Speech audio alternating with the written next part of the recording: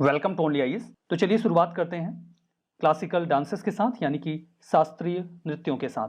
देखिए, भारत में टोटल 8 ऐसे डांसेस हैं जिनको संगीत नाटक अकादमी ने और मिनिस्ट्री ऑफ कल्चर ने क्लासिकल डांस का दर्जा दिया है। ये 8 डांस हैं: भरतनाट्यम, जो कि तमिलनाडु से बिलोंग करता है; Kuchipudi from Andhra Pradesh; Kathak from Uttar Pradesh; Kathakali from Kerala; Manipuri from Manipur; Mohiniyattam from Kerala; Odissi from Orissa and Sattriya from Assam. ये बहुत ज़रूरी है कि आपको इन 8 क्लासिकल डांसेस के नाम याद हों और उनके जो रेस्पेक्टिव स्टेट्स हैं वो भी। तो आप इन्हें अपने दिमाग में अच्छे से बिठाने का प्रयास करिए। लाइक भरतनाट्यम को आप भरतनाडुयम कह सकते हैं ताकि आपको तमिलनाडु याद रहे। कुचिपुड़ी पर मैंने आपको बताया ही था कि कच्ची पूड़ी वो व्यक्ति छान रहा है जो अंधा है, मतलब आंध्र प्रदेश। कथा कहत सो कथक फ्रॉम उत्तर प्रदेश। कथकली और मोहिनीअट्टम दोनों को आपको बहुत बढ़िया से केरला में पिक्चराइज कर लेना है।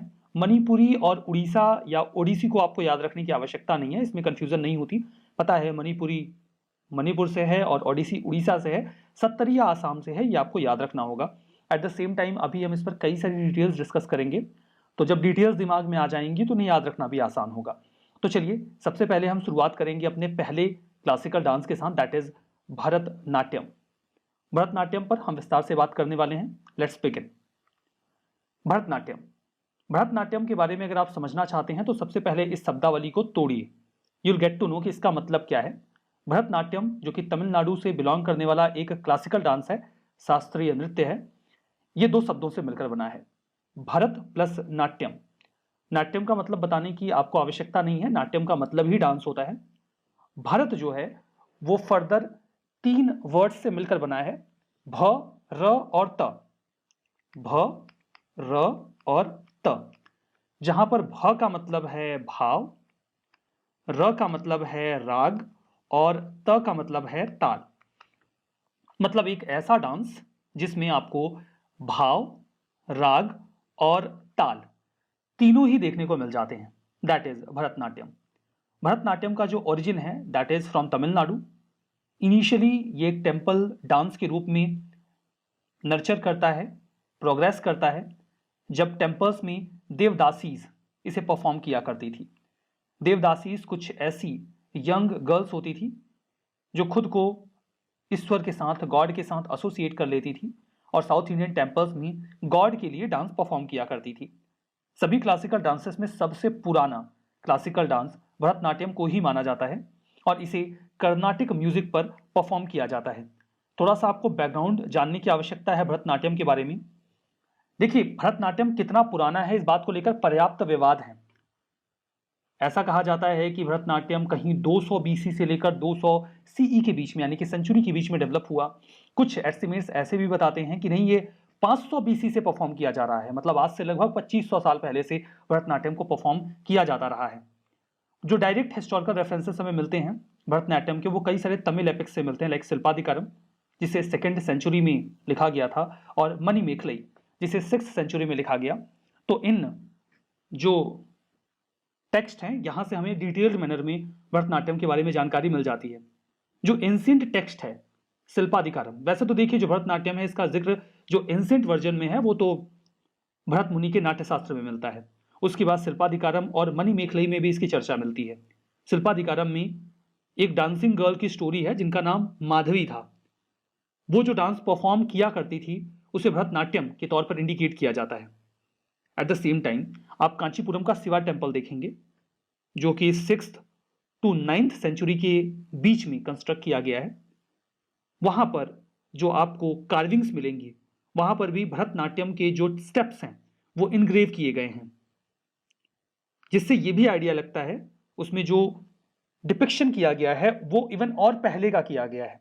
ठीक है, तो आइडिया इससे ये लगता है कि पॉसिबली 1st सेंचुरी के आसपास जो भरतनाट्यम था वो वेल डेवलप्ड हो चुका था और उसे फ्रिक्वेंटली परफॉर्म किया जाता रहा था। कई सारे जो एंशिएंट शिवा स्कल्पचर्स हैं हिंदू टेम्पल्स में, वो भी भरतनाट्यम का जो डांस पोज है उसे डिपिक्ट करते हैं। इससे ये तो बिल्कुल क्लियर है कि भरतनाट्यम एक बहुत ही प्राचीन, एक बहुत ही प्रिस्टीन डांस फॉर्म है इंडिया का। अगर आप 7th सेंचुरी में जो केव्स बनाए गए हैं, बादामी केव, का जो केव नंबर 1 है वहां पर भी तांडव डांसिंग शिवा नटराज के रूप में पोर्ट्रे किए गए हैं। उनके स्टेप्स भी भरतनाट्यम के स्टेप से काफी मेल खाते हैं। भरतनाट्यम की प्राचीनता का अगर मैं एक और उदाहरण आपको देना चाहूं तो आप 12th सेंचुरी का जो एक टेम्पल है चिदम्बरम टेम्पल, वहां पर जो कि भगवान शिव को डेडिकेटेड है, भरतनाट्यम के 108 पोज स्टोन्स में कार्व किए गए हैं वहां पर। दैट इंडिकेट्स कि जो भरतनाट्यम है उसकी बहुत ही रिच और एंशिएंट हिस्ट्री रही है। भरतनाट्यम को पॉपुलरली देवदासी सिस्टम के साथ जोड़ा जाता है। भरतनाट्यम कैसे डेवलप हुआ इस बात को लेकर पर्याप्त विवाद है।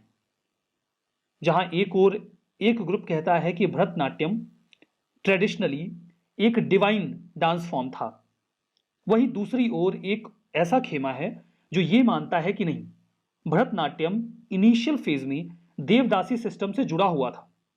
यह एक सेंसुअल और इरोटिक डांस फॉर्म हुआ करता था। दोनों खेमे अपनी अपनी बात रखते हैं। खैर, अगर हम इस विवाद से बाहर निकले तो हमें देवदासी सिस्टम के बारे में समझना होगा। देवदासी सिस्टम एक रिलीजियस प्रैक्टिस हुआ करती थी, जहां पर कुछ माता पिता अपनी बेटियों को मंदिर की देवी अथवा देवता को सौंप दिया करते थे। सही शब्दों में कहूं तो जब वो बच्ची थोड़ी बड़ी हो जाती थी, विवाह योग्य हो जाती थी, तो उसका विवाह उस मंदिर के देवी अथवा देवता के साथ कर दिया जाता था। यहां पर देखिए आने वाले समय में हुआ क्या, चूंकि ये जो गर्ल्स होती थी जिनका विवाह औपचारिक रूप से टेंपल के डेटी के साथ कर दिया जाता था, तो वो टेंपल में ही रहती थी, टेंपल को और गॉड को सर्व करती थी और मंदिरों में डांस परफॉर्म करती थी भरतनाट्यम। ये जो डांस परफॉर्मेंस उनका होता था और जो वो खुद को फिजिकल वर्ल्ड से अलग करती थी, तो एक तरीके से वो इंडिपेंडेंट हो जाती थी। कई बार ये जो टेंपल में देवदासीज होती थी, ये रॉयल कोर्ट में या फिर जो फ्यूडल लॉर्ड्स हुआ करते थे, सामंत हुआ करते थे, उनके दरबार में भी परफॉर्म किया करती थी। धीमे धीमे जो प्रैक्टिस थी ये इम्प्योर होने लगी और वो यंग गर्ल्स जो देवदासी हुआ करती थी उनका एक्सप्लॉयटेशन शुरू हो गया, फ्यूडल लॉर्ड्स के द्वारा, जो सामंत होते थे उनके द्वारा, या फिर रॉयल कोर्ट के ऑफिशियल्स के द्वारा उनको एक्सप्लॉइट किया जाने लगा। Since those women were independent, उनके पीछे कोई फैमिली बैकिंग नहीं होती थी, तो उन्हें एक्सप्लॉइट करना आसान था। इसीलिए देवदासी सिस्टम जो है उसकी इमेज खराब होने लगी। तो देवदासी सिस्टम कहीं ना कहीं साइनोनिमस बन गया एक्सप्लॉइटेशन का। मतलब वो कम्युनिटीज जहां पर देवदासी सिस्टम की शुरुआत हुई, आज उनके सामने अगर आप देवदासी वर्ड का इस्तेमाल कर दें तो वो बुरा मान जाते हैं। मतलब इस शब्द को भी उन कम्युनिटीज में प्रोहिबिट कर दिया गया है। उसके बाद अंग्रेजों की भारत में एंट्री होती है। ईस्ट इंडिया कंपनी 1700 के बाद इंडिया में एंटर करती है, यानी कि 18th सेंचुरी में, और 19th सेंचुरी तक यानी कि 1800 के बाद जो ब्रिटिश रूल था इंडिया में वो काफी ज्यादा प्रोमिनेंट हो गया। जब वो इंडिया में आते हैं तो डेफिनेटली वो इंडिया के रिच कल्चर और हेरिटेज को देखकर हतप्रभ थे। वो नहीं चाहते थे कि इंडियंस अपने कल्चर को लेकर इतने ज्यादा कॉन्फिडेंट हों, तो उन्होंने इंडिया में डांसेस को रिडिक्यूल और डिस्करेज करना शुरू किया। दूसरी ओर जो क्रिश्चियन मिशनरीज थे वो भी देवदासी सिस्टम का विरोध कर रहे थे। उन्होंने 1892 के आसपास एंटी डांस मूवमेंट भी स्टार्ट कर दिया। उन्होंने कहा बच्चियों को मंदिर या मूर्ति को सौंप देना सही नहीं है, यह बहुत ही गलत प्रथा है। दूसरी ओर इंडिया के कई सारे नेशनलिस्ट लीडर्स थे, वो भी नहीं चाहते थे कि जो यंग गर्ल्स हैं उन्हें on the name of religion, on the name of a kind of dance form exploit किया जाए समाज के संभ्रांत वर्ग के द्वारा। और इसीलिए उन्होंने भी ब्रिटिश गवर्नमेंट को परसुएड करना शुरू किया कि देवदासी सिस्टम को ऑल टुगेदर खत्म किया जाए। फाइनली 1910 में मद्रास प्रेसिडेंसी जो ब्रिटिश एम्पायर की थी, उन्होंने टेंपल डांसिंग को बैन कर दिया। मतलब अब बच्चियों को टेंपल में डांस नहीं करवाया जा सकता था। काफी पॉजिटिव एक्ट था, प्रोग्रेसिव था। इस तरीके से हम यंग गर्ल्स को एक्सप्लॉइट होने से बचा सकते थे। बट इसका एक फ्लिप साइड भी था। फ्लिप साइड ये था कि चूंकि टेंपल में इन यंग गर्ल्स के द्वारा भरतनाट्यम परफॉर्म किया जाता था, तो भरतनाट्यम धीमे धीमे डिक्लाइन करने लगा। बट ठीक है, इसके एवज में जो हमें कीमत चुकानी पड़ रही थी वो सही नहीं थी। देवदासी सिस्टम पूरी तरीके से भ्रष्ट हो चुका था, इसीलिए उसे बंद करना बहुत ही ज्यादा जरूरी हो गया था। लेटर ऑन हमने भरतनाट्यम को तो रिवाइव कर ही लिया, लेकिन हमने एक्सप्लॉयटेशन से यंग गर्ल्स को बचा लिया। 1910 में जो बैन किया गया देवदासी सिस्टम को कि टेंपल में देवदासियों को डांस नहीं करवाया जा सकेगा, इसके अगेंस्ट में एक पावरफुल प्रोटेस्ट देखा गया। मुद्दा यह था कि जो टेंपल डांसर्स हैं उनको स्टेरियोटाइप किया जा रहा था या डीह्यूमनाइज किया जा रहा था। उनके ऊपर एक टैग लगा दिया जा रहा था कि जो टेंपल में डांस करने वाली देवदासीज हैं वो एक्सप्लॉइटेड है। तो इससे जो सोशल इमेज थी वो उनकी खराब हो रही थी। सच्चाई तो यह है कि इनिशियल फेज में देवदासी सिस्टम सही था, लेकिन बाद में डेफिनेटली इसने एक खराब रूप ले लिया था। फिर इसके खिलाफ काफी ज्यादा प्रोटेस्ट हुए। जो तमिल लोग थे उनका यह मानना था कि जो उनका हिस्टोरिक और रिच डांस ट्रेडिशन है, इस तरीके से उसे विक्टिमाइज किया जा रहा है on the name of social reform. उन्होंने इसका विरोध भी किया। कुछ क्लासिकल आर्ट रिवाइवलिस्ट थे जैसे कि ई कृष्णा अय्यर, उन्होंने अपने कुछ साथियों के साथ मिलकर इस बैन को क्वेश्चन किया। उन्होंने कहा कि इस तरीके से जो टेंपल डांसर्स हैं हम उन्हें इम्प्योर का टैग दे रहे हैं, उनके सोशल स्टेटस को गिरा रहे हैं। अय्यर को अरेस्ट कर लिया गया और जेल में डाल दिया गया सरकार का विरोध करने के आरोप में। जेल में से ही उन्होंने कई सारे पॉलिटिकल प्रिजनर्स को परसुएड किया कि वो भरतनाट्यम को सपोर्ट करें। यह सही था। एक्चुअली में सपोर्ट भरतनाट्यम को चाहिए था, ना कि देवदासी सिस्टम को। हमें रिवाइव भरतनाट्यम को करना था, ना कि देवदासी सिस्टम को। इंडियन इंडिपेंडेंस मूवमेंट जब स्टार्ट हुआ, that was a period of political turmoil, जहां अंग्रेजों को उम्मीद थी कि इंडिया का जो कल्चर है वो डिक्लाइन करेगा। दूसरी ओर उम्मीद तो ये की जा रही थी कि बैन के बाद भरतनाट्यम एक्सटिंक्ट कर जाएगा, बट ऐसा हुआ नहीं। हिंदू टेम्पल्स में भरतनाट्यम को बैन कर दिया गया, देवदासी सिस्टम को खत्म किया गया बाई लॉ। इसके बाद जो भरतनाट्यम था वो टेम्पल्स से बाहर निकल गया और कई सारे भरतनाट्यम जो आर्टिस्ट थे उन्होंने टेम्पल के बाहर इसे परफॉर्म करना शुरू कर दिया, लाइक रुक्मिणी देवी अरुणडेल, बाला सरस्वती, यामिनी कृष्णमूर्ति। इन सभी लोगों ने मिलकर इस टेम्पल डांस को टेम्पल के बाहर निकाला और जो इसका एक प्योर आर्ट है उसे लोगों के सामने रखा। So that was all about Bharatanatyam and devadasi system. I hope कि आपको इसके जो बेसिक फंडामेंटल्स हैं वो समझ में आ गए कि कैसे भरतनाट्यम डेवलप हुआ, कौन कौन से चैलेंजेस इसने अंग्रेजों के आने के बाद फेस किए, देवदासी सिस्टम इससे कैसे जुड़ा हुआ था। अब आइए कुछ आर्टिस्टिक फीचर्स पे बात करते हैं। देखिए, जो भरतनाट्यम है उसके 3 बेसिक कंपोनेंट्स होते हैं, नृत्य, अभिनय और नृत्य। नृत्य जो होता है वो प्योर डांस मूवमेंट होता है, कोई बहुत कॉम्प्लेक्स मूवमेंट नहीं होते, सिंपल सा डांस होता है। अभिनय में कुछ ड्रामेटिक आर्ट होता है या डांस के बीच में डांस के फॉर्म में ही कुछ स्टोरीज डिपिक्ट की जाती हैं। और तीसरा होता है नृत्य। ये नृत्य और अभिनय का कॉम्बिनेशन होता है। ये एक्चुअली में कई सारे कॉम्प्लेक्स स्टेप्स को मिलाकर तैयार किया जाता है। जो भरतनाट्यम है उसे कर्नाटिक म्यूजिक पे परफॉर्म किया जाता है और इसमें अरामंडी पर फोकस होता है। अरामंडी में जो डांसर होता है वो अपनी बॉडी को पार्शियली या पूरी तरीके से बेंड करता है, झुकाता है अपने पैरों के ऊपर। जैसे ये देखिए, ये जो डांसर है ये अपनी स्टेप्स को कैसे अपनी बॉडी को लोअर कर रहा है थ्रू दी अरामंडी। तो ये जो लेडी डांसर हैं ये अपनी स्टेप्स को धीमे धीमे डाउन करती हैं बिटवीन द डांस, ठीक है। तो इसे कहा जाता है अरामंडी। तो अरामंडी पर काफी ज्यादा फोकस होता है भरतनाट्यम में। थीम की बात करते हैं कि भरतनाट्यम की थीम क्या होती है। देखिए, भरतनाट्यम एक सोलो और फेमिनिन टाइप का डांस हुआ करता था। शुरू में तो देखिए इसे एक व्यक्ति अकेले ही परफॉर्म किया करता था, लेकिन अब इसे मेल के द्वारा भी परफॉर्म किया जाता है। इनिशियल फेज में जैसे कि हम बात कर रहे थे कि इसे देवदासी सिस्टम के साथ जोड़ा जाता था, तो ऑब्वियस सी बात है कि इसे महिलाएं यानी कि वुमेन परफॉर्म किया करती थी। लेकिन वर्तमान में इसे मेल भी परफॉर्म करते हैं और इसे ग्रुप में भी परफॉर्म किया जाता है।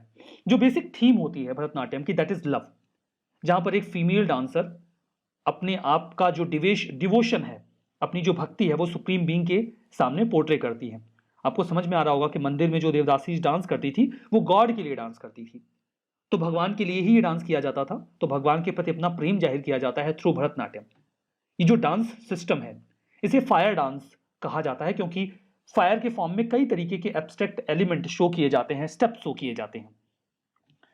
अब देखिए, भरतनाट्यम में कुछ बहुत ही बेसिक एलिमेंट्स होते हैं, उन पर चर्चा करते हैं। बेसिक 5 एलिमेंट्स हैं, इनको आप दिमाग में रखने का प्रयास करिए।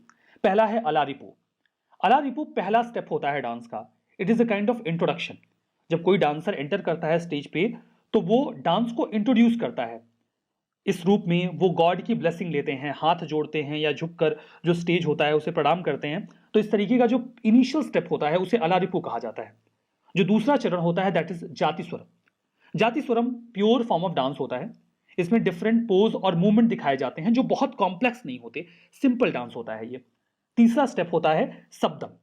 शब्दम में ड्रामेटिक एलिमेंट्स को इंक्लूड किया जाता है, मतलब जो डांसर होता है वो डांस के साथ साथ कुछ एक्ट भी करता है और बैकग्राउंड में कुछ सॉन्ग भी चल रहे होते हैं जो ईश्वर की प्रेज में होते हैं। चौथा स्टेप होता है जावाली।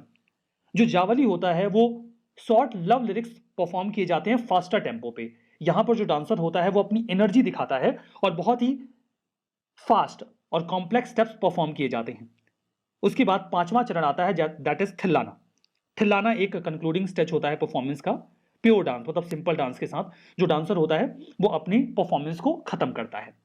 तो ये भरतनाट्यम के इंपॉर्टेंट एलिमेंट्स हैं जब डांस को परफॉर्म किया जाता है उस समय। आपके लिए नाम रिपीट करता हूं, अलारिपू, जातिस्वरम, शब्दम, जावाली और थिल्लाना। अलारिपू इंट्रोडक्शन है, थिल्लाना कंक्लूजन है। बीच में जातिस्वरम सिंपल डांस है, जवाली सिंपल डांस है लास्ट के थोड़ा पहले, और बीच में शब्दम आता है जिसमें अभिनय को इंक्लूड किया जाता है। जवाली में देखिए थोड़ा फास्टर टेम्पो में डांस किया जाता है, ठीक है।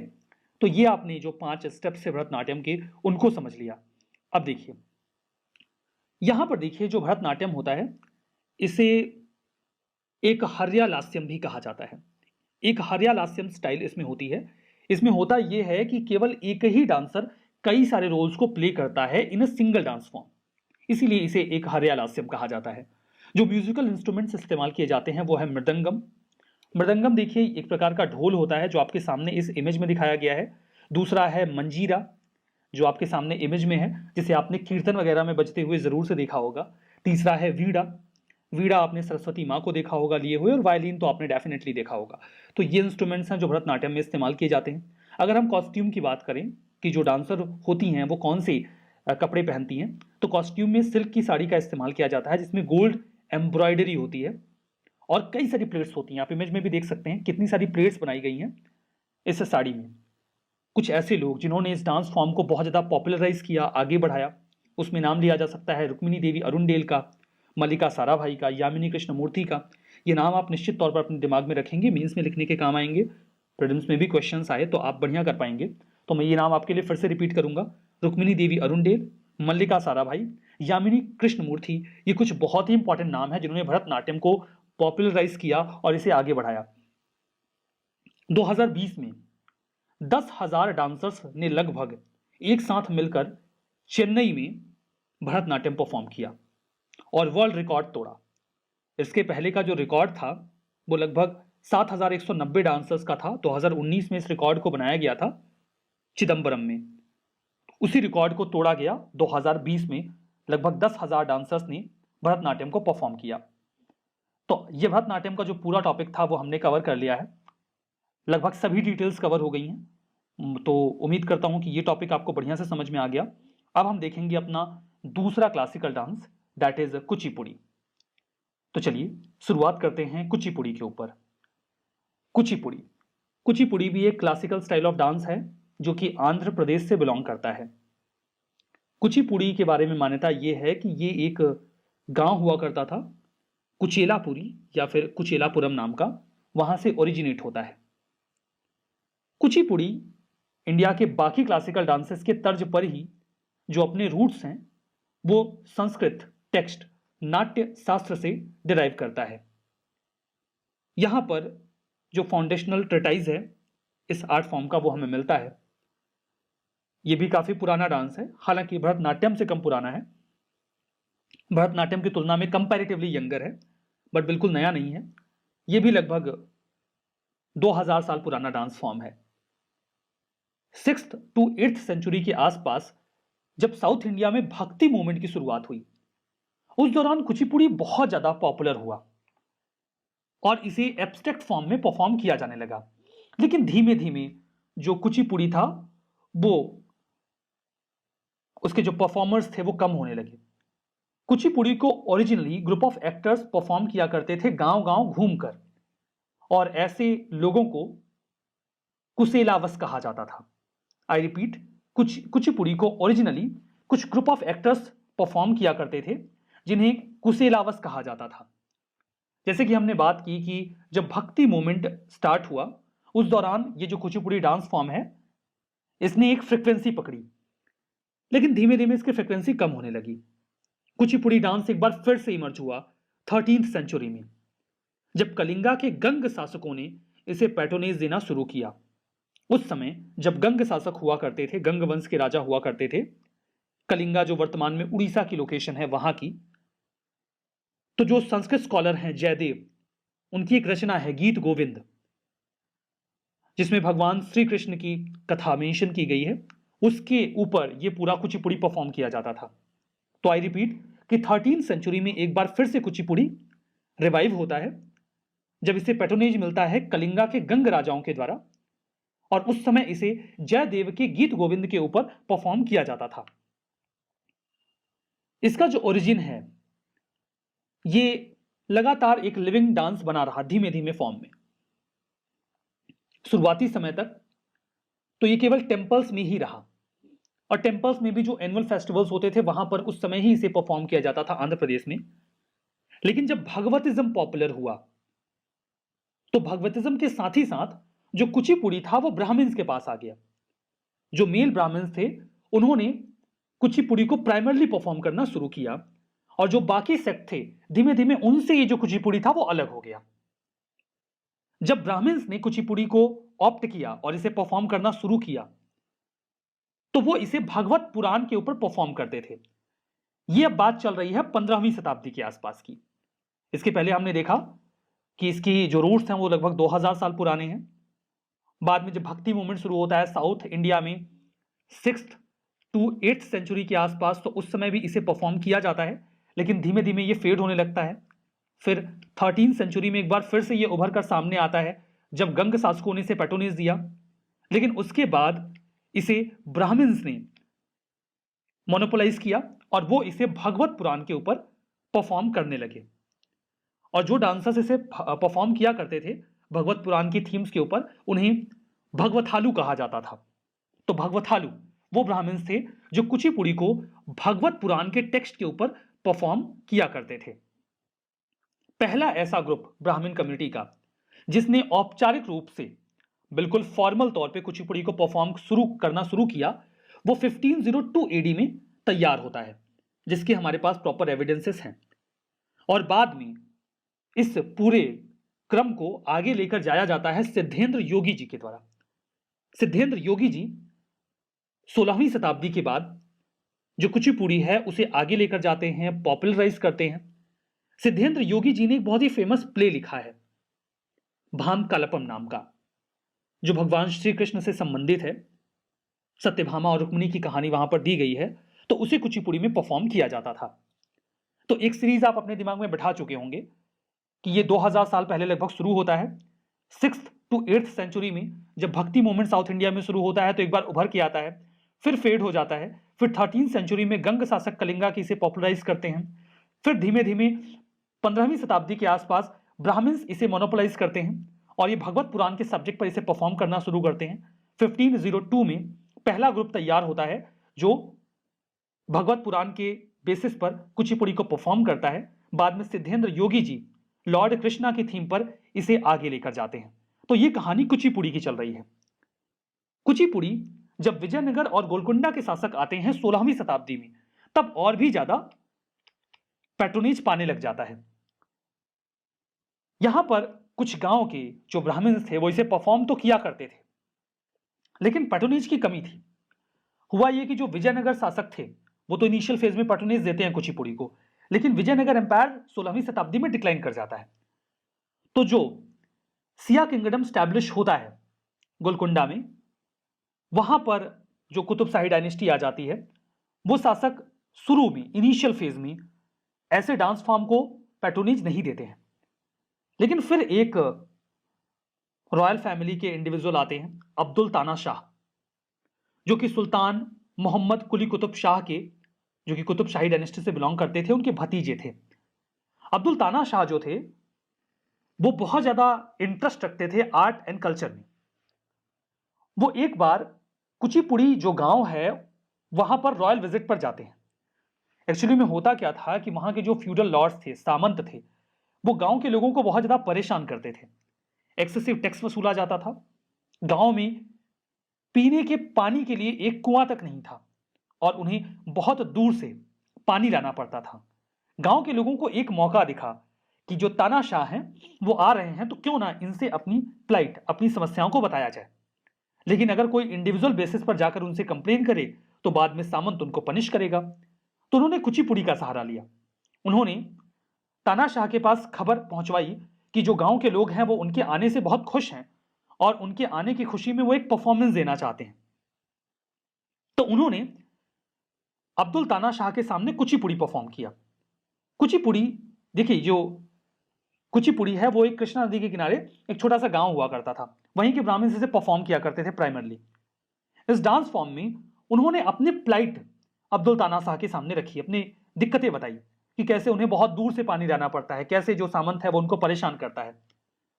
पूरे कुचिपुड़ी परफॉर्मेंस में अब्दुल तानाशाह को समझ में आ गया कि वहां के लोगों की दिक्कतें क्या है। इस डांस फॉर्म के आर्ट को देखकर अब्दुल तानाशाह इतना ज्यादा प्रभावित हुआ कि उसने कुचिपुड़ी के आसपास का जो पूरा एरिया था वो उन ब्राह्मण परफॉर्मर्स को दे दिया, ये बोलकर कि आपको इस आर्ट फॉर्म को रिवाइव करना है और आगे लेकर जाना है। जो अब्दुल तानाशाह उस समय राजा बन चुका था कुतुबशाही डायनेस्टी में, आखिरी शासक थे वैसे ये, इन्होंने तत्काल प्रभाव से आदेश दिया कि गांव में एक कुआं खोदा जाए ताकि गांव वालों को पानी मिल सके। और सामंत को बुलाकर भी प्रॉपर डायरेक्टिव्स दिए गए कि वो गांव के लोगों को परेशान ना करे। उसके बाद से जो पूरा गांव था कुचिपुड़ी, जो थोड़ा बड़ा हो गया, इसी कुचिपुड़ी गांव के नाम पर ये जो पूरा डांस फॉर्म था ये पॉपुलराइज होता है आने वाले समय में, और इसीलिए इसे कुचिपुड़ी कहा जाता है। तो कुचिपुड़ी वैसे तो काफी पहले से चला आ रहा था in the form of dance form, लेकिन इसका जो ओरिजिनल नाम ये डिराइव करता है वो कुचिपुड़ी गांव से करता है, और पॉपुलर ये होता है जब अब्दुल तानाशाह उसको वहां पर विजिट करते हैं उसके बाद। तो ये पूरी कहानी कुचिपुड़ी की रही। इसके कुछ आर्टिस्टिक फीचर्स की बात करें तो इसमें बहुत ही ग्रेसफुल मूवमेंट्स होते हैं, स्ट्रॉन्ग नैरेटिव और ड्रामेटिक कैरेक्टर होता है। It is a kind of dance drama जिसमें आर्टिस्ट बीच बीच में नरेट करता है चीजों को। लॉर्ड गणेशा को प्रे करते हुए इस डांस को शुरू किया जाता है और उसके बाद कई सारे स्टेप्स आते हैं। इसमें एक स्टेप आता है नृत्य जो कि प्योर डांस होता है। देन आता है शब्दम। शब्दम में डांसर एक स्टोरी को नरेट करता है। शब्दम में एक जो पॉपुलर नरेशन आता है वो मंडूक शब्दम का आता है, जिसमें एक मेढक की कहानी को नरेट किया जाता है। और जब डांसर इसे नरेट करता है तो वो मेढक की आकृति भी लेता है, जैसा कि आपको इस इमेज में दिखाई पड़ रहा है। तो डांसर एक मेढक का रूप लेकर जो मेढक की स्टोरी है उसको नरेट करता है। उसके बाद फिर नाट्य आता है। नाट्य जो भी कॉम्प्लेक्स स्टेप्स होते हैं उसको परफॉर्म किया जाता है म्यूजिक के साथ। और जो चौथा स्टेप होता है वो होता है तरंगम का, जो कंक्लूजिंग स्टेप होता है, जिसके बाद डांस को खत्म किया जाता है। तो कंक्लूडिंग स्टेप में जो डांसर होता है वो ब्रास की एक प्लेट के ऊपर डांस को परफॉर्म करता है और वो अपने सिर के ऊपर कोई एक पीतल का बर्तन या लोटा रख लेते हैं और उसके बाद एक आर्टिस्टिक जो प्ले है उसे दिखाया जाता है। देखिए ऐसे ब्रास की प्लेट के ऊपर डांसर जो है वो खड़ी हो जाती हैं और उसके बाद वो अपने स्टेप्स को परफॉर्म करती हैं। तो डेफिनेटली ये एक आसान डांस फॉर्म नहीं है। इसे मास्टर करने के लिए बहुत ज्यादा समय की आवश्यकता लगेगी, तब कोई व्यक्ति जो कुचिपुड़ी है उसमें मास्टरी अवेल कर सकता है। ठीक है, तो सारे स्टेप्स आपने देखे, नृत्य, शब्दम, नाट्य और तरंगम। तो शब्दम में मंडूक शब्दम और तरंगम में ब्रास की प्लेट के ऊपर खड़े होकर डांस को परफॉर्म करना। डांस के दौरान एक और पार्ट होता है जिसे कहा जाता है जलचित्र नृत्यम।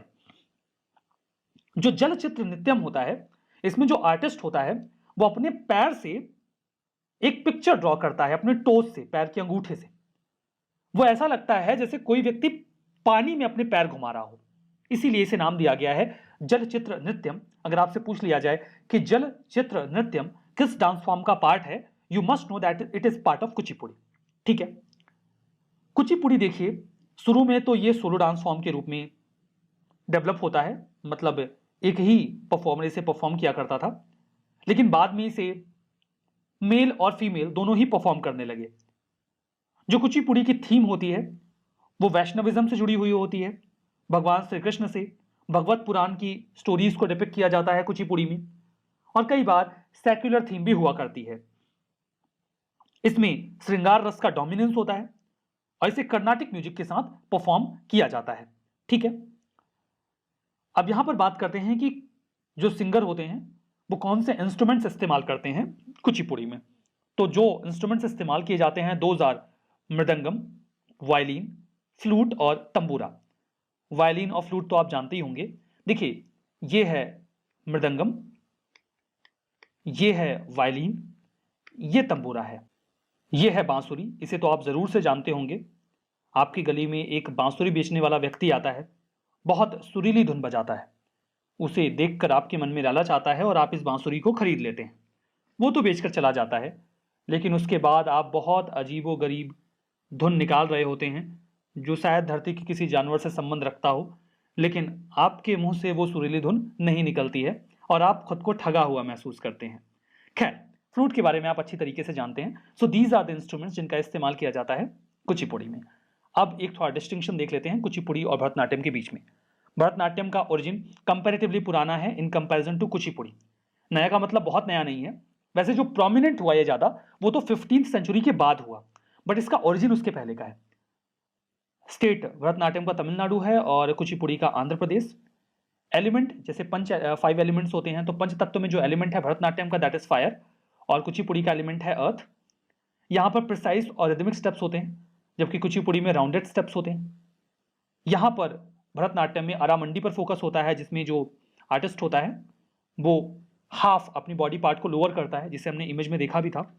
कुचिपुड़ी में डांसर्स ग्राउंड पर बैठते नहीं हैं यहाँ पर, बल्कि एक फीचर होता है तरंगम का, जहां पर जो डांसर होती हैं वो ब्रास के प्लेट पर डांस करती हैं।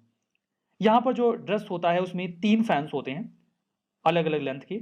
यहाँ पर कई सारे फैंस होते हैं कुचिपुड़ी में, जिसमें एक बहुत लंबा होता है। ठीक है, तो ये कुछ डिस्टिंक्शन है दोनों के बीच में। तो ये सारी बातें हमने देख ली भरतनाट्यम और कुचिपुड़ी के बारे में।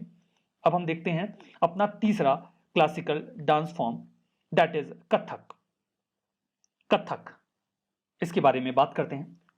कथक डांस ओरिजिनली उत्तर प्रदेश से है। ये कॉम्बिनेशन है म्यूजिक डांस और नरेशन का।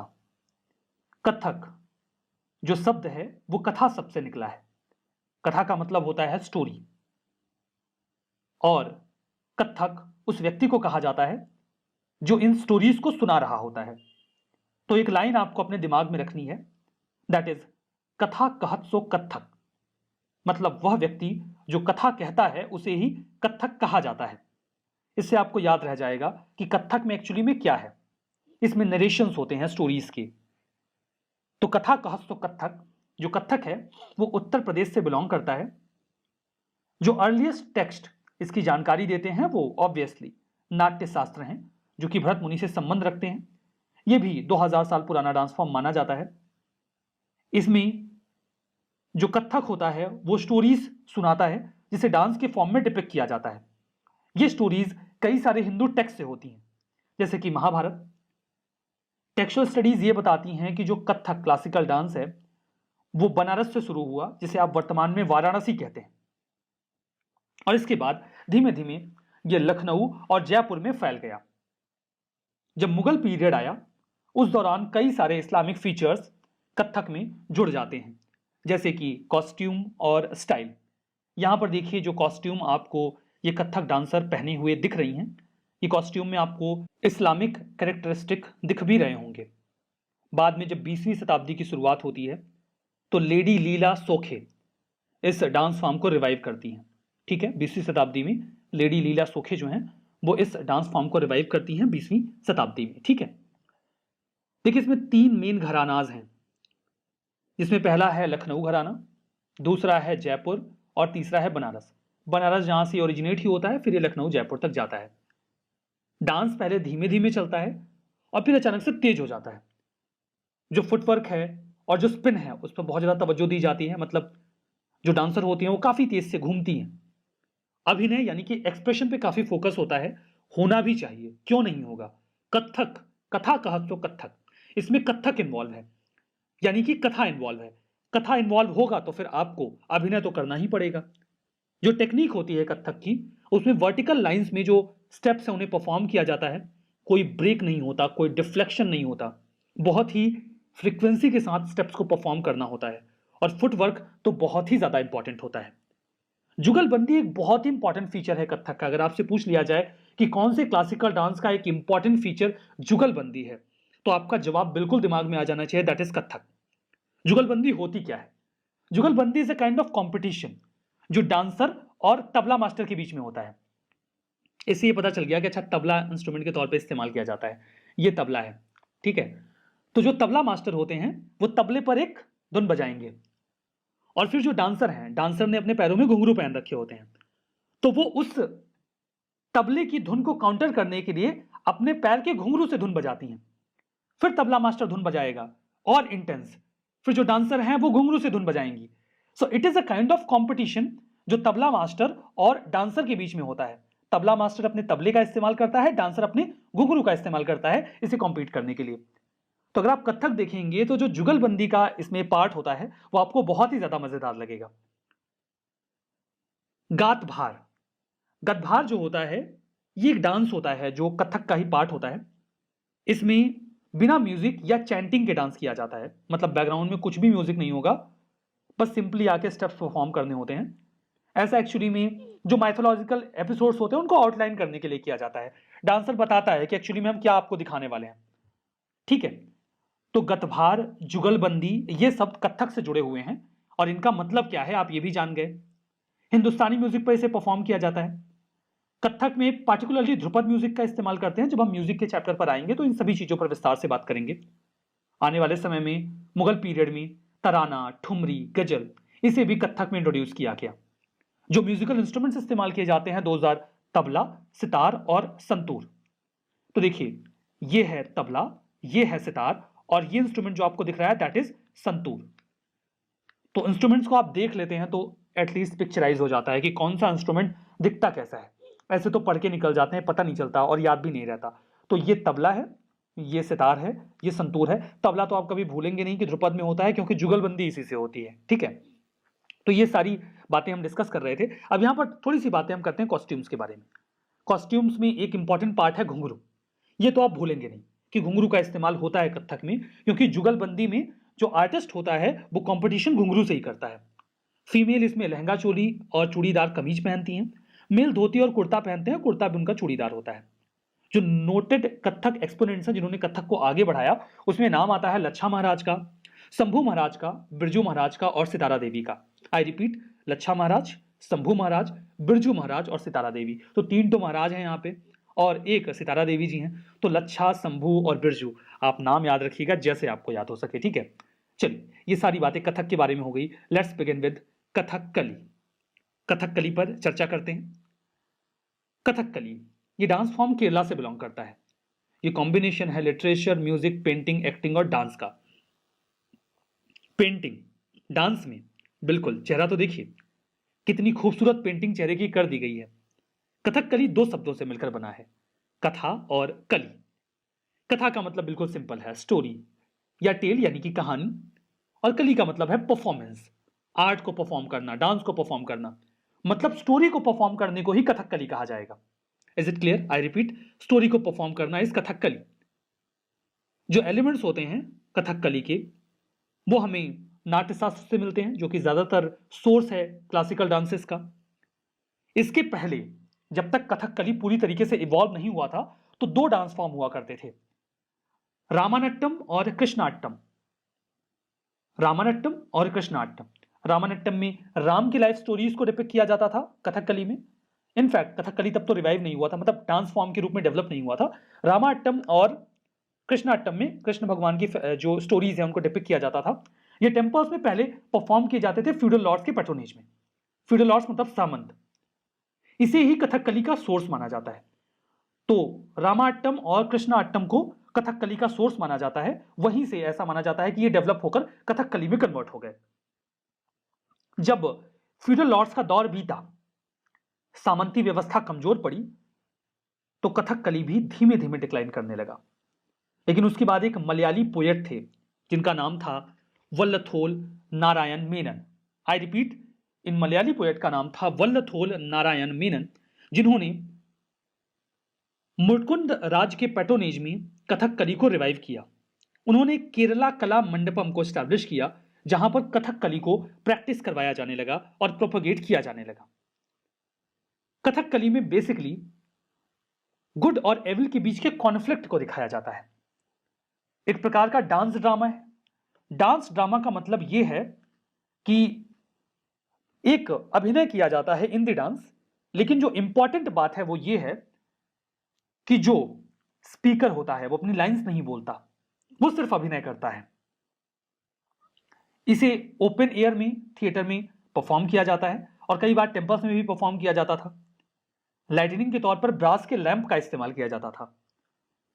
Kathakali traditionally male dominated dance हुआ करता था। इसे पुरुष ही परफॉर्म किया करते थे, लेकिन आज ऐसा नहीं है। आज महिलाएं सशक्त हैं और वो कथकली को परफॉर्म करती हैं। रास का रिप्रेजेंटेशन यहां पर होता है। आई मूवमेंट और आईब्रोज के मूवमेंट पर बहुत ज्यादा फोकस किया जाता है। ये एक बहुत ही रिमार्केबल फीचर है कथकली का। जब भी आप टेलीविजन वगैरह पे कथकली डांस को देखते हैं तो कैमरा जब आई मूवमेंट हो रहा होता है तो आई पर फोकस करता है। वो बहुत ही खूबसूरती से अपने आंख और अपने आईब्रोज को फ्लक्चुएट करते हैं। इसके लिए बहुत एक्सटेंसिव ट्रेनिंग रिक्वायर्ड होती है। कोई भी ये नहीं कर सकता। आपकी तो दोनों आंखें एक साथ दाएं या बाएं भी नहीं जाएंगी अगर आपने प्रैक्टिस ना की हो तो यहां पर बहुत मेहनत से परफॉर्मेंस देना होता है। मलयालम में जो कथकली सॉन्ग्स हैं उसे प्ले किया जाता है। कुछ संस्कृत वर्ड्स भी उसमें मिक्स होते हैं जिस पर कथकली को परफॉर्म करते हैं। इसमें जो डांसर होता है उसके फेस पर इतना एक्सटेंसिव मेकअप होता है कि आपको ऐसा लगेगा कि उसने कोई मास्क पहन रखा है। कलर, लाइन, डिजाइन, इस पर बहुत ज्यादा डिटेल्ड मैनर में फोकस किया जाता है। हर character, heroes, anti heroes, villains, demons, king, सबका अपना एक प्रिस्क्राइब्ड मेकअप और कॉस्ट्यूम होता है जिसका वो इस्तेमाल करते हैं। कलर ये इस बात को डिटरमाइन करता है कि जो कैरेक्टर है उसका नेचर कैसा है। यहां पर जो मेकअप होता है उसमें जो कलर इस्तेमाल किया जाता है वो राइस के पेस्ट का इस्तेमाल किया जाता है और कलर तैयार करने के लिए वेजिटेबल कलर्स को इस्तेमाल करते हैं। अगर किसी कैरेक्टर का जो कलर है, फेस का कलर है, वो ग्रीन है, मतलब वो अच्छा कैरेक्टर है। अगर ग्रीन कलर के साथ रेड कलर मिक्स कर दिया जाए या रेड लाइंस वगैरह उसमें मिक्स कर दी जाए, मतलब कि वो कैरेक्टर अच्छा तो है लेकिन पूरी तरीके से अच्छा नहीं है। थोड़ा बहुत उसमें एविल स्ट्रीक्स भी हैं। अगर किसी कैरेक्टर का जो कलर है फेस का वो पूरी तरीके से रेड हो, मतलब वो बहुत ज्यादा एविल कैरेक्टर है। वुमेन जो होती हैं वो बेसिकली येलो फेस कलर इस्तेमाल करती हैं। अगर किसी कैरेक्टर को ब्लैक कलर में कलर कर दिया जाए, मतलब वो या तो हंटर है या फिर मॉन्स्टर है, राक्षस है। So it's like Bollywood movies, जहां पे आप देखते हैं ना मूवीज में अगर दिल्ली से कोई कैरेक्टर मुंबई में चला जाएगा तो वो मूवी में नीचे लिखते हैं मुंबई, मतलब आपको बता देंगे कि मुंबई चले गए। हॉलीवुड मूवीज देखिए, वहां पे वो ब्रिटेन से निकलेगा और सीधा व्हाइट हाउस में घुसेगा। समझ में नहीं आता है कि ब्रिटेन में से अमेरिका कब पहुंचा ये। तो यहां पे मतलब Kathakali is like Bollywood movie.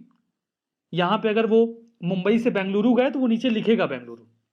सब कुछ पहले से बता देते हैं भाई कौन सा कैरेक्टर कैसा है। अब हम हॉलीवुड मूवी में यही समझते रह जाते हैं कि ये कब यूरोप से निकल के अमेरिका पहुंचा और कब रशिया पहुंच गया। हम इंजॉय कब करें, हम तो दिमाग लगाते रह जाते हैं मूवी को समझने में। कथकली में आपको ऐसा नहीं करना पड़ेगा। आपको पता होगा कौन सा कैरेक्टर कैसा है, क्योंकि ये कलर्स पहले से ही आपको सब बता देंगे। So you can easily enjoy Kathakali. आपको दिमाग नहीं लगाना है, आपको कैरेक्टर्स का नेचर पता है, आप बस एंजॉय करिए कथकली को, ठीक है। अब यहां पर देखिए कथकली में जो परफॉर्मेंस होता है उसमें 5 एलिमेंट्स होते हैं। पहला है नाट्यम, जिसमें एक्सप्रेशन पर फोकस किया जाता है। इनके फेस का एक्सप्रेशन देखिए जो इमेज में दिखाए गए हैं। अब देखिए यहां पर ग्रीन के साथ रेड इस्तेमाल किया गया है, मतलब ये कैरेक्टर अच्छा तो है लेकिन पूरी तरीके से अच्छा नहीं है। दूसरा है नृत्यम, यहां पे डांस होता है जिसमें रिदम पे फोकस करते हैं। तीसरा है नृत्यम, जिसमें मुद्राओं पर फोकस किया जाता है। चौथा है गीतम, जिसमें वोकल सॉन्ग्स होते हैं। और वाद्यम, जिसमें इंस्ट्रूमेंट प्ले किए जाते हैं इन द फॉर्म ऑफ, मतलब डांस के साथ इंस्ट्रूमेंट्स का प्ले होता है। तो कथकली के ये प्रॉपर एलिमेंट्स हैं। थीम होती है मैथोलॉजिकल, कई बार रामायण, कई बार महाभारत और कई बार भगवत पुराण की कहानियों को इसमें डिपिक्ट किया जाता है। नोटेड कथकली एक्सपोनेंट्स जिन्होंने कथकली को पॉपुलराइज किया वो हैं कलामंडलम रामाकुट्टी नैयर, कलामंडलम गोपी, मंदवूर वासुदेवम नैयर, गुरु कुंच कुरूप, गोपीनाथ और रीता गांगुली। ये कुछ बहुत ही इंपॉर्टेंट नाम हैं जो कथकली से जुड़े हुए हैं। अगर आपके लिए संभव हो तो आप इन्हें जरूर याद रखें। ये सारी बातें कथकली के बारे में। अब बात करते हैं मणिपुरी के बारे में। मणिपुरी डांस फॉर्म किस राज्य से बिलोंग करता है ये तो मुझे पता नहीं है, शायद आप लोगों को पता हो। खैर, मणिपुर से बिलोंग करता है, याद रखने की आवश्यकता नहीं पड़ेगी। माइथोलॉजिकल ओरिजिन की बात करें तो ऐसा कहा जाता है, आपने गंधर्व का नाम सुना होगा, अगर आप माइथोलॉजिकल स्टोरी आपने कभी कोई सुनी हो या देखी हो। गंधर्व कौन होते हैं? गंधर्व को deity of dance and music माना जाता है। वो लोग जो डांस और म्यूजिक में निपुण होते हैं वो देवता, उन्हें गंधर्व कहा जाता है। तो जो मणिपुरी डांस है इसका जो ओरिजिन है वो भगवान शिव और पार्वती और जो गंधर्व हैं उनके डांस से ट्रेस किया जाता है। माइथोलॉजिकल ओरिजिन कि वो लोग मणिपुरी डांस परफॉर्म किया करते थे। एक्चुअली में जो मणिपुरी लोग हैं वो ये कहते हैं कि जो मणिपुर का पूरा इलाका है और बांग्लादेश का कुछ हिस्सा मिलाकर यहां पर पहले गंधर्व रहा करते थे। मतलब वो लोग जो डांस और म्यूजिक के एक्सपर्ट थे। ऐसा कई सारे वैदिक टेक्स्ट में लिखा गया है। जो कई सारे हिस्टोरिकल टेक्स्ट हैं मणिपुर के, वो तो मणिपुर का जो पूरा एरिया है उसे गंधर्व देश भी कहते हैं। मतलब एक ऐसी जगह जहां पर गंधर्वों का निवास था। गंधर्व कौन थे? God of dance and music. मतलब ये बताते हैं कि मणिपुर का जो एरिया है वो डांस और म्यूजिक के लिए बहुत रिच हुआ करता था। मणिपुरी डांस की बात करते हैं। जब वैष्णविज्म आया मणिपुर के एरिया में तो वहां पर उसके बाद ये डांस फॉर्म काफी ज्यादा प्रोमिनेंट हो गया। जो मणिपुर के हिस्टोरिकल टेक्स्ट हैं वो इस डांस के संबंध में हिस्टोरिकल टेक्स्ट तो हमें बहुत मिले नहीं है। जो रिलायबल रिकॉर्ड मिलते भी हैं वो 18th सेंचुरी के मिलते हैं, जिसमें हमें ये पता चलता है कि हाँ मणिपुरी डांस वहां पर कितना ज्यादा प्रचलित हुआ करता था। रविंद्रनाथ टैगोर जी ने शांति निकेतन जो स्टैब्लिश किया था वहां पर उन्होंने जिस डांस फॉर्म को रिवाइव किया था that was Manipuri. Manipuri dance को रविंद्रनाथ टैगोर जी ने रिवाइव किया था अपनी शांति निकेतन में। रासलीला एक बहुत ही इंपॉर्टेंट थीम होती है मणिपुरी डांस की। ट्रेडिशनली जो डांस फॉर्म है इसे डिवोशनल सॉन्ग पे ही परफॉर्म किया जाता था। समझने वाली बात यह है कि इस डांस फॉर्म में बहुत ज़्यादा मुद्राएं नहीं होती, जितनी आपको भरतनाट्यम या कुचिपुड़ी में देखने को मिलेंगी उतनी बहुत कॉम्प्लेक्स मुद्राएं मणिपुरी में नहीं होती। यहाँ पर एक नाग भंड मुद्रा होती है डांस फॉर्म में, जैसे हाथ से वो एक स्नेक का एट्रीब्यूट दिखाते हैं। जो मणिपुरी डांस है उसमें तांडव और लास्य आपको दोनों ही देखने को मिलेगा, लेकिन ज्यादा जो फोकस होता है वो लास्य पर होता है, तांडव पे कम फोकस होता है। तांडव थीम में अगर मणिपुरी डांस की हम बात करें तो शिव और शक्ति का जो डांस है, कृष्ण भगवान को एक योद्धा के रूप में दिखाया जाता है। ये जो डांस फॉर्म्स है मणिपुर के ये तांडव थीम पर होते हैं। लास्ट थीम की बात करें तो जब राधा कृष्णा की स्टोरी दिखाई जाती है या रासलीला दिखाई जाती है तो ये सब लास्य थीम पर बेस्ड होते हैं। अगर हम मणिपुरी डांस के कुछ यूनिकनेस की बात करें तो इसमें जो घुंघरू होते हैं, बेल्स होती हैं, वो आपने देखा होगा कि ज्यादातर डांसेस में बहुत ज्यादा पॉपुलर होते हैं। लेकिन जो मणिपुरी डांसर्स होते हैं वो घुंघरू नहीं पहनते। ठीक है, ये जो डांस फॉर्म है ये हिंदू वैष्णविज्म थीम्स पर इन्फ्लुएंस्ड होता है। सैविज्म और सक्तिज्म दोनों ही थीम्स पर इस डांस को परफॉर्म किया जाता है। म्यूजिक में से जो सिंगर्स होते हैं वो ओरल म्यूजिक गाते हैं। ड्रम और किम्बल्स, तंबूरा, मृदंग और फ्लूट का इस्तेमाल किया जाता है। ड्रम्स कुछ ऐसे होते हैं जो इस्तेमाल किए जाते हैं जिन ड्रम्स को यहाँ पर हम बात कर रहे हैं इंस्ट्रूमेंट्स की तो पुंग कहा जाता है। ड्रम को पुंग कहा जाता है। ये वही पुंग है जो यहाँ आपको इमेज में दिख रहा है। ये देखिए तंबूरा है, ये मंजीरा कैम्बल या सिंबल और ये मृदंगम। तो इन सभी इंस्ट्रूमेंट्स का मणिपुरी डांस में फ्रिक्वेंटली इस्तेमाल किया जाता है। कई सारी कॉम्पोजिशंस इस्तेमाल की जाती हैं मणिपुरी डांस में। जयदेव, विद्यापति, चंडीदास, गोविंद दास और ज्ञान दास, इन सभी लोगों की पोएट्रीज का इस्तेमाल मणिपुरी डांस में किया जाता है। रविंद्रनाथ टैगोर जी को क्रेडिट जाता है मणिपुरी डांस को रिवाइव करने के लिए। तो चलिए, ये सारी बातें मणिपुरी के बारे में। हमारा जो नेक्स्ट डांस फॉर्म है दैट इज मोहिनी अट्टम।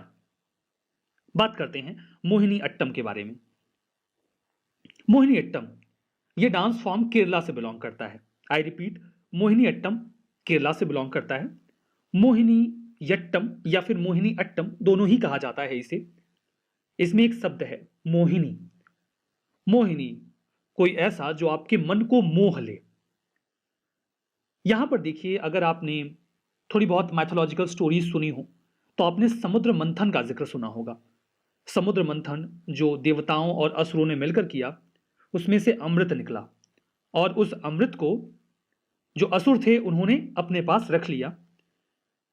तो भगवान विष्णु जी ने मोहिनी का रूप लिया था असुरों को आकृष्ट करके उस अमृत को वापस पाने के लिए। तो मोहिनी अट्टम में भगवान विष्णु जी की इसी स्टोरी को डिपिक्ट किया जाता है। मोहिनी का मतलब होता है ब्यूटीफुल वुमेन, मतलब एक सुंदर महिला, और अट्टम का मतलब होता है डांस। जो केरला का आज का पूरा एरिया है, वहां पर उस पूरी लोकेशन को पहले स्टेट ऑफ त्रावणकोर कहा जाता था। तो जो आज का केरला है वही पहले त्रावणकोर हुआ करता था। तो त्रावणकोर के जो शासक थे उन्होंने मोहिनी अट्टम इस डांस फॉर्म को पैट्रोनेज दिया, लेकिन उसके बाद जो मोहिनी अट्टम है वो डिक्लाइन करने लगा। इसे वापस से रिवाइव किया गया एक फेमस पोएट के द्वारा जिनका नाम वल्लाथोल नारायण मेनन था।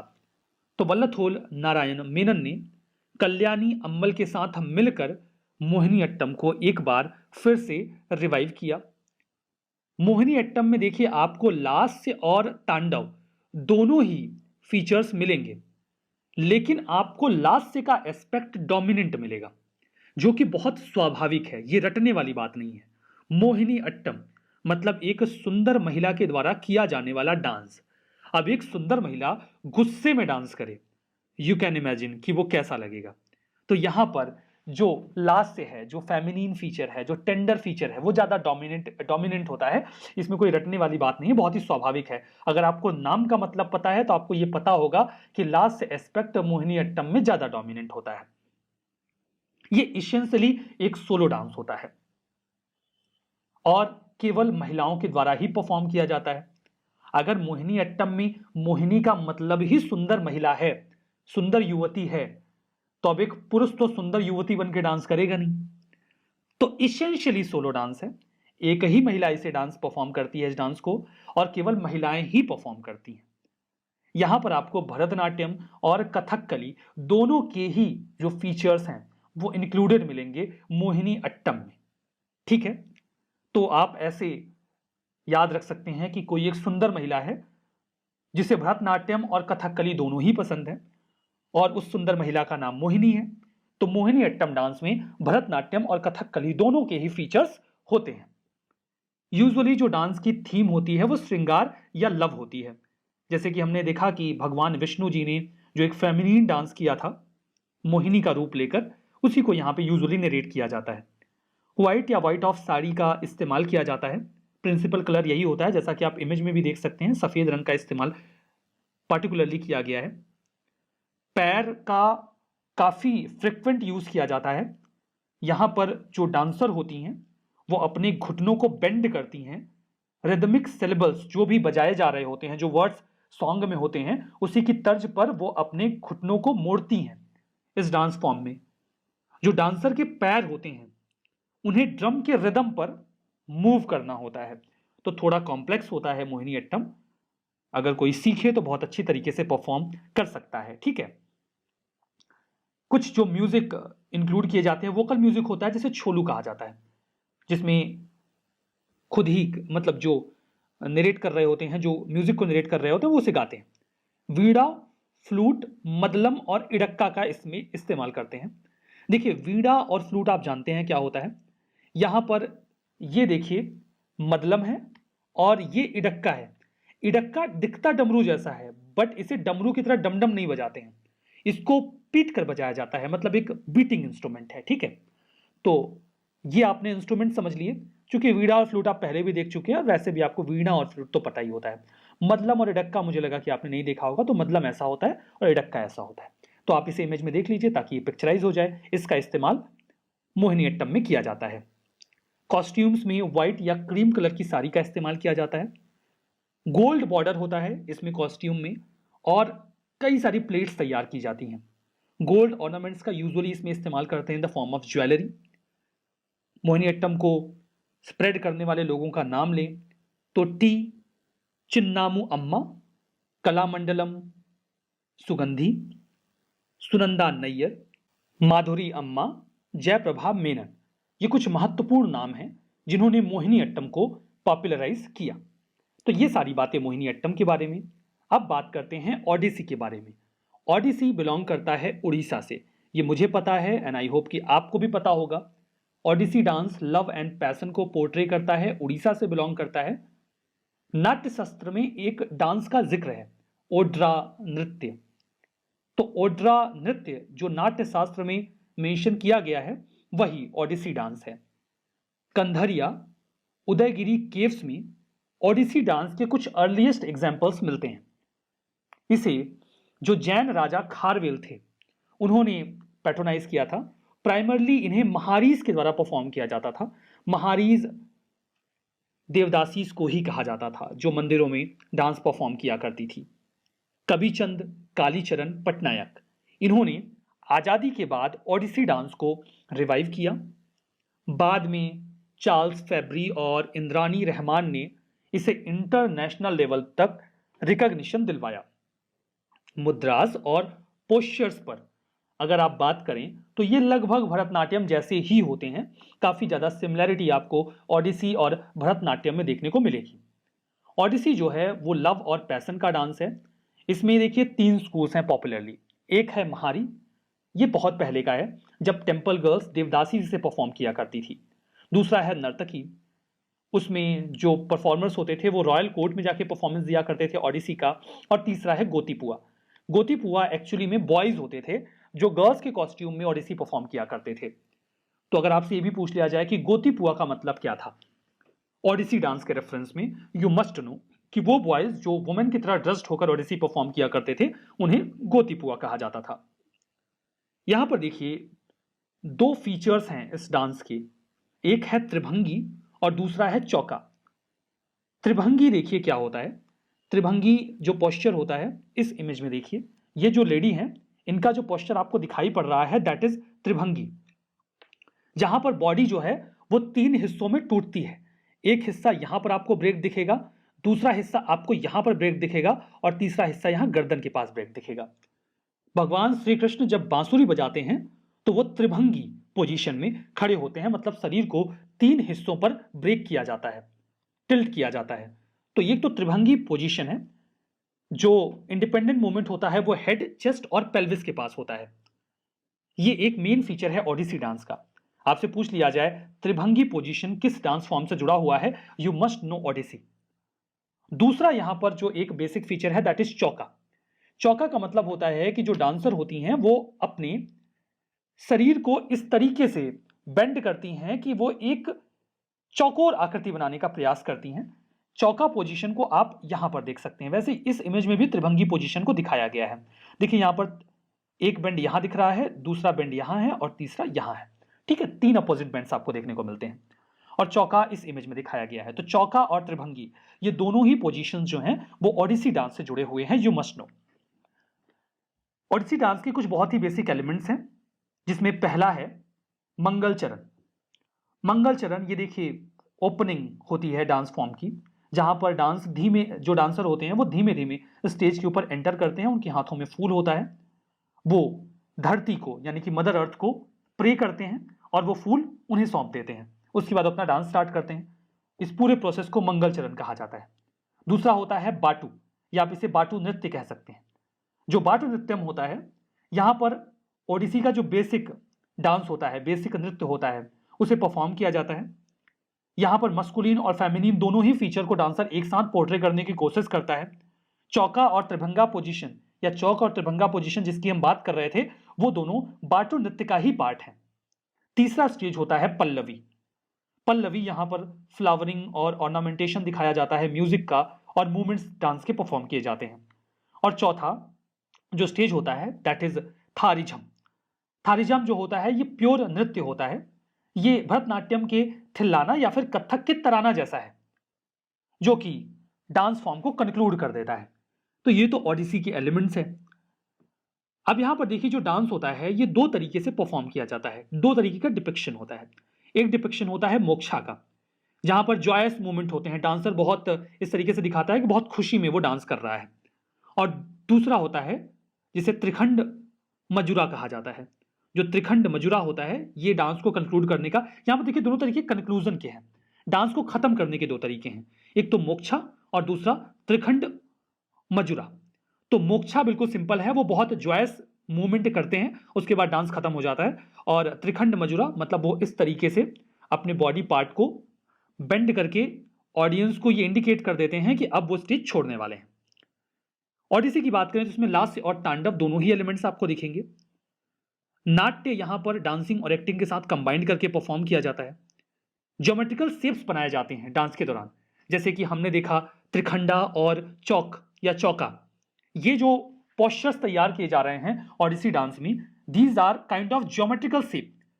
इसीलिए इसे मोबाइल, मतलब जो डांसर्स होते हैं ओडिसी में उन्हें मोबाइल स्कल्पचर भी कहा जाता है, मतलब चलने फिरने वाली मूर्तियां। ओडिसी डांस को हिंदुस्तानी म्यूजिक पे परफॉर्म किया जाता है। केलू शरण मोहापात्रा, सोनल मानसिंह, ये कुछ ऐसे लोग हैं जिन्होंने ओडिसी को बहुत ज्यादा पॉपुलराइज किया।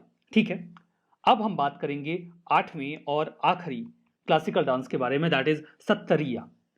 चलिए सत्तरिया पर चर्चा करते हैं। सत्तरिया डांस फॉर्म को इंट्रोड्यूस किया गया था 15th सेंचुरी के एक बहुत ही महान वैष्णव सेंट के द्वारा और रिफॉर्मर के द्वारा, जो कि आसाम से बिलोंग करते थे, जिनका नाम था महापुरुष शंकरदेव। महापुरुष शंकरदेव जी ने सत्तरिया डांस को शुरू किया। सत्तरिया डांस को सत्तरिया डांस कहते क्यों हैं, बड़ा सवाल है। जवाब आसान है, जो वैष्णव मठ होते हैं उन्हें सत्रास कहा जाता है, और जो सत्तरिया डांस फॉर्म है ये इन मठों से बहुत लंबे समय तक जुड़ा रहा है। इनफैक्ट इन मठों में जो भी सेंट्स वगैरह हुआ करते थे वो अपने डेली रूटीन में इस डांस फॉर्म को परफॉर्म किया करते थे। तो वैष्णव मठ यानी कि सत्रास से बहुत लंबे समय तक जुड़े रहने की वजह से ही इस डांस फॉर्म को सत्तरिया डांस कहा जाता है। जो परफॉर्मेंस होता है वो माइथोलॉजिकल स्टोरीज पर होता है। मेन और वुमेन दोनों ही इसे परफॉर्म करते हैं। इसे सन 2000 में क्लासिकल डांस यानी कि शास्त्रीय नृत्य के रूप में पहचान दी गई, स्वीकार किया गया। सत्तरिया म्यूजिक, डांस और ड्रामा का एक कॉम्बिनेशन है। यहां पर डांस के डिवोशनल एस्पेक्ट पर फोकस किया जाता है, भगवान विष्णु के जीवन की मैथोलॉजिकल स्टोरीज पर कॉन्सेंट्रेट करते हैं। अगर आप सिर्फ इतना याद रखेंगे कि ये जो महापुरुष शंकर देव जी थे ये एक वैष्णव सेंट थे, ये एक वैष्णव सेंट थे, तो मतलब ये डांस फॉर्म वैष्णविज्म से एसोसिएटेड रहेगा। वैष्णविज्म के जो कोर डेटी हैं वो कौन है, भगवान विष्णु हैं। तो भगवान विष्णु की मैथोलॉजिकल स्टोरीज को सत्तरिया में डिपिक्ट करेंगे कि नहीं करेंगे, बिल्कुल करेंगे। तो आपको अगर एक इंफॉर्मेशन याद है तो दूसरी उससे अपने आप जुड़ जाती है। इस डांस फॉर्म को group of male Monks perform किया करते थे, जिन्हें भोकत्स कहा जाता था। ये डेली रिचुअल के फॉर्म में से परफॉर्म करते थे। रिदमिक सिलेबल्स, डांस पॉस्चर्स को फुटवर्क के साथ मिक्स करके इस डांस परफॉर्मेंस में इंक्लूड किया जाता है। इसमें लास्ट और तांडव दोनों के ही एलिमेंट्स आपको मिलेंगे। सत्तरिया डांस में हैंड जेस्चर्स और फुटवर्क के लिए स्ट्रिक्ट गाइडलाइंस होती हैं। आपको उन्हीं गाइडलाइंस के मुताबिक ही अपनी जो मूवमेंट्स हैं उनको परफॉर्म करना होता है। क्लासिकल राग, ताल और डिवोशनल सॉन्ग्स पर बेसिस ये जो रचनाएं हैं, तुलसीदास, कबीर, मीराबाई, इनकी रचनाओं के ऊपर जो डांस है उसे परफॉर्म किया जाता है। वर्तमान में इसके दो स्ट्रीम्स इवॉल्व हुए हैं, ज्ञान भयंकर नाच और खरमनार नाच। दो विंग्स में अब सत्तरिया को परफॉर्म किया जाता है। सत्तरिया देखिए जिन डिवोशनल सॉन्ग्स पे परफॉर्म किया जाता है उसे बोर गीत कहते हैं। इंस्ट्रूमेंट्स खोल यानी कि ड्रम, ताल यानी कि किम्बल्स, मंजीरा और फ्लूट ये इस्तेमाल किए जाते हैं। कॉस्ट्यूम्स पैट के तैयार किए जाते हैं। पैट एक तरीके का सिल्क होता है, तो सिल्क की ही जो कॉस्ट्यूम होते हैं उसे डेवलप किए जाते हैं, तैयार किए जाते हैं सत्तरिया के लिए। इंदिरा पीपी बोरा, मनीराम दत्ता मुख्तर, ये दो ऐसे लोग हैं जिन्होंने सत्तरिया डांस को पॉपुलराइज किया। तो ये 8 क्लासिकल डांस हमने यहां पर एक एक करके बहुत ही डिस्क्रिप्टिव वे में कवर किए हैं। अब बात करते हैं कि क्या सरकार प्रयास करती है इन क्लासिकल डांसेस को रिवाइव करने को लेकर। सरकार ने क्या क्या प्रयास किए। गवर्नमेंट ऑफ इंडिया लगातार एफर्ट कर रही है कि हम प्रिजर्व करें, प्रमोट करें इंडियन क्लासिकल डांसेस को, ना केवल इंडिया में बल्कि विदेशों में भी। इसी उद्देश्य से संगीत नाटक अकादमी को स्टैब्लिश किया गया दिल्ली में, और इसके कई सारे अलाइड सेंटर्स हैं जो लगातार इन क्लासिकल डांसेस को रिवाइव करने की कोशिश कर रहे हैं।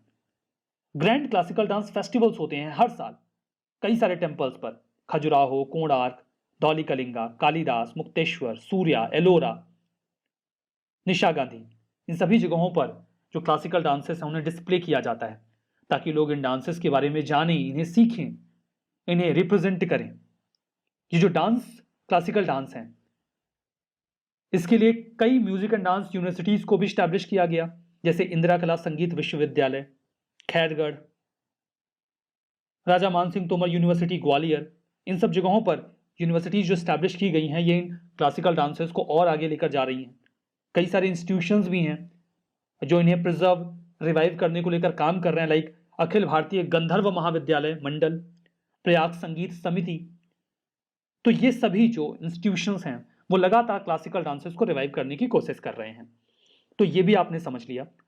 प्रीवियस ईयर में एक क्वेश्चन पूछा गया है 2013 में यूपीएससी मेंस में, discuss the Tandava dance as recorded in early Indian inscriptions. Early Indian inscriptions में जो तांडव डांस रिकॉर्ड किया गया उसे आपको डिस्कस करना था, तो आपको उसको उसके जो एलिमेंट्स थे, उनके जो कोर कॉन्सेप्ट्स हैं उन्हें एक्सप्लेन करना था। ये हमने लास्ट सेशन में डिस्कस भी किया था। प्रीलिम्स के क्वेश्चंस की बात करते हैं। यहां पर 2012 का प्रीलिम्स का क्वेश्चन है यूपीएससी का, जहां पर कुचिपुड़ी और भरतनाट्यम के बीच में आपको अंतर बताने को कहा गया है। पहला स्टेटमेंट है, dancers occasionally speaking dialogue is found in Kuchipudi dance but not in Bharatanatyam. ये पहला स्टेटमेंट है। दूसरा ये है कि dancing on brass plate by keeping the feet on its edges is a feature of Bharatanatyam but Kuchipudi dance does not have such a form of movement. आपको पता है ये गलत है। पहला वाला तो सही है, पहले वाले में जो कुचिपुड़ी के डांसर्स होते हैं वो अपना डायलॉग बोलते हैं, भरतनाट्यम में ऐसा नहीं होता, ये सही है।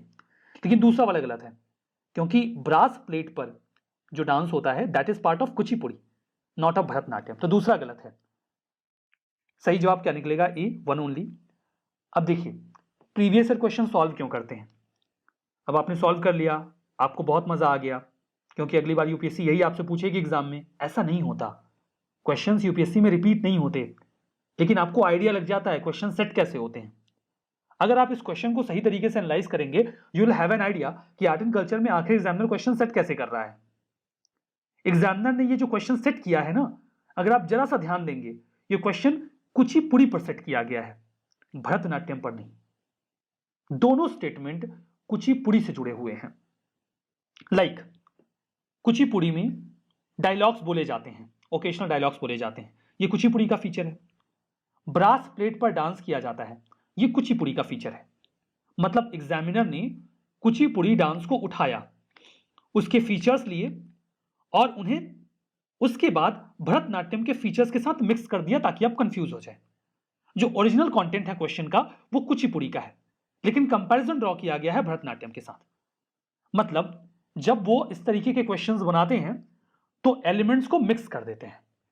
अब आपको आइडिया लग गया। अब ठीक है, इसका मतलब बिल्कुल साफ है कि आप बाकी डांस के जो एलिमेंट्स हैं उनके बीच के कंपैरिजन को ध्यान में रखेंगे। हो सकता है आपसे कुचिपुड़ी भरतनाट्यम पर क्वेश्चन ना पूछा जाए, रेदर सत्तरिया और मणिपुरी पर पूछ लिया जाए, या कोई और कंपैरिजन ड्रॉ कर दिया जाए, या फीचर्स को मिक्स कर दिया जाए जैसे कि यहां पर मिक्स किया गया है। तो आपको नेचर ऑफ क्वेश्चन पता चल जाता है, क्वेश्चन तो रिपीट बिल्कुल नहीं होते। त्रिभंगा इंडिया की कल्चरल हिस्ट्री के संबंध में एक डांस और ड्रामेटिक पोज है। ये इंडियन आर्टिस्ट का बहुत ही फेवरेट है, एंशिएंट टाइम से फेवरेट रहा है। 4 स्टेटमेंट में से कौन सा ऐसा स्टेटमेंट है जो इस पोज को बेस्ट डिस्क्राइब करता है? 2013 में यूपीएससी ने प्रीलिम्स में यह प्रश्न पूछा था।